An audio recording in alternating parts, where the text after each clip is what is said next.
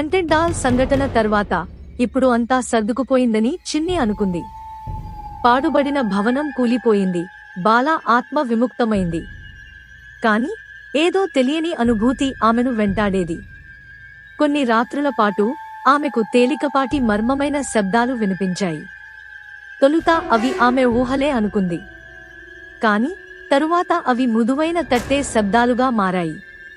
ఒక రాత్రి పడుకునే సమయానికి మళ్లీ వినిపించింది, టక్ టక్ టక్. ఇది మెయిన్ డోర్ వైపు నుండి రావడం లేదు. ఇది ఆమె ఇంట్లోని పాత గదిలో నుండి వస్తోంది. ఆ గదిని ఎప్పుడూ ఎవ్వరూ ఉపయోగించేవారు కాదు. అది ఎప్పుడూ మూసి ఉండేది. కాని ఇప్పుడు అది ఆమెను ఆకర్షిస్తున్నట్లు అనిపించింది. రేపు ఉదయం ఆమె ఈ విషయం గురించి తన అమ్మమ్మను అడిగింది. ఆమె ముఖం వన్నె కోల్పోయింది. ఆ గదిని ఎన్నో ఏళ్లుగా ఎవ్వరూ తెరవలేదు చిన్ని, ఆమె కిరికిరిగా అనింది. కొన్ని విషయాలను మర్చిపోవడం మంచిది. ఈ మాటలు విన్నాక చిన్ని మరింత పట్టుదలతో గదిని తెరిచేలా ప్రయత్నించింది. అర్ధరాత్రి అయినప్పుడు మళ్లీ అదే శబ్దం. ఆమె నిద్ర లేచి గదివైపు సాగింది. ఏళ్ల తరబడి మూసి ఉన్న ఆ గది తలుపు కొద్దిగా తెరుచుకుని ఉంది. చల్లటి గాలి లోపలి నుంచి వీస్తోంది. చిన్ని వెనకడుగు వేయలేదు. ఊపిరి పీల్చుకుని లోపలికి ప్రవేశించింది. గదిలో అంతా మురికిగా, దుమ్ముతో నిండిపోయి ఉంది. పాత ట్రంక్లు, చీలిపోయిన ఫర్నిచర్, చెదలిన తెరలు. ఆమె ముందుకు సాగింది. అక్కడ ఒక పాత పాలన ఆడించు కనిపించింది. అది కాస్త కదిలినట్లు అనిపించింది. చిన్ని గుండె ఉప్పొంగింది.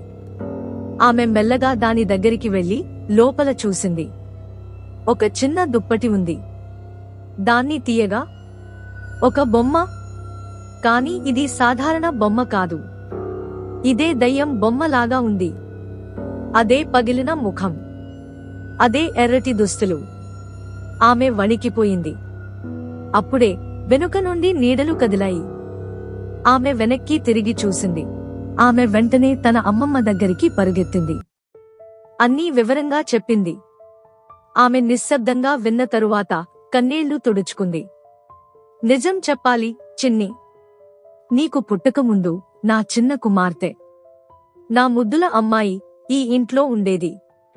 కాని ఒక రాత్రి ఆమె అనారోగ్యంతో అలసిపోయింది. అప్పుడు డాక్టర్ కూడా అందుబాటులో లేక ఏం చేయలేకపోయాం. ఆమెను కోల్పోయిన బాధలో ఈ గదిని మూసివేశాం. ఆ బొమ్మ, అన్నీ అలాగే మిగిలిపోయాయి. చిన్ని విని కన్నీళ్లను ఆపుకోలేకపోయింది. 2 రోజులకు చిన్ని తన అమ్మమ్మతో కలిసి ఆ బొమ్మను ఒక పెద్ద వృక్షం క్రింద పెట్టి ప్రార్థనలు చేశారు. ఆ రాత్రి ఇంటిలో ఎక్కడా శబ్దం వినిపించలేదు. ఆమె నిద్రలోకి జారుతున్నప్పుడు ఒక చిన్న నీడ తన కిటికీ పక్కన కనబడింది. ఒక చిన్న బాలిక చిరునవ్వుతో. ఆమె స్వస్థత పొందింది. ఆ గది ఇక ఎప్పటికీ మూసివేయబడింది. కొత్త కథలో కలుద్దాం.